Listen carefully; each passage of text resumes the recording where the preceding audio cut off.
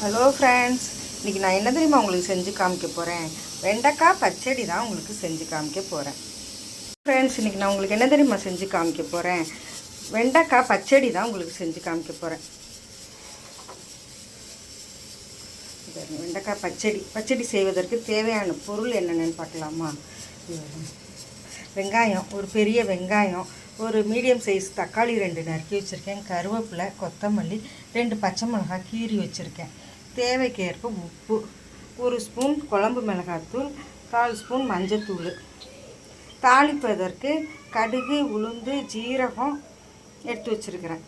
தாளிப்பதற்கு புளி ஒரு சின்ன லெமன் சைஸ் புளியை கரைச்சி வச்சுருக்கிறேன். இது கடைசியாக போட்டு இறக்குறதுக்கு இந்த பருப்பு, துவரம் பருப்பு வேக வச்சு வச்சுருக்கிறேன். இது நம்ம கடைசியாக தான் போட்டு இறக்கணும். இதுதான் நம்ம இது வெண்டைக்காய் பச்சடி செய்கிறதுக்கு. இது செட்டிநாட்டு பக்கம் ரொம்ப ஃபேமஸுங்க.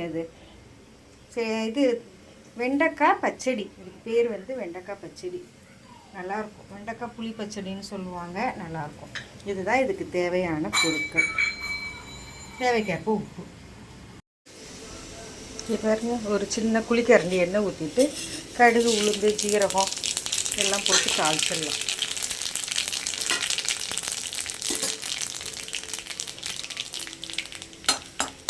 எல்லாம் போட்டு தாளிச்சிட்டு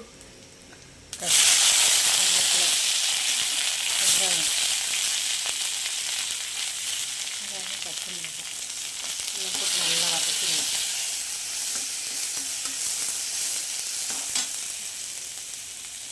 உப்பு எல்லாம் போட்டு நல்லா வதக்கிடலாம்.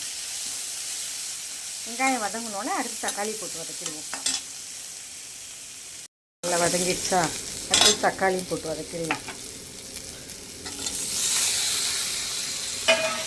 தக்காளியும் போட்டு வதங்கின பிறகு வெண்டைக்காயும் போட்டு நம்ம வதக்கிடலாம்.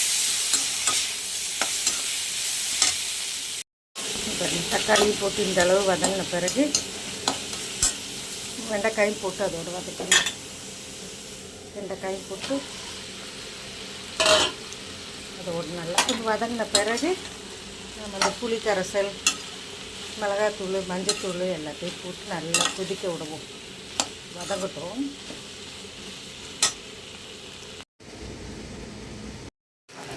இப்போ இந்த அளவு வதங்கினா போதும்.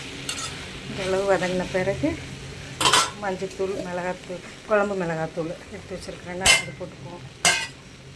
அடுத்தது புளி கரைசல், ஒரு நெல்லிக்காய் அளவு புளி கரைச்சி வச்சுருக்கிறேன். இதையும் போட்டு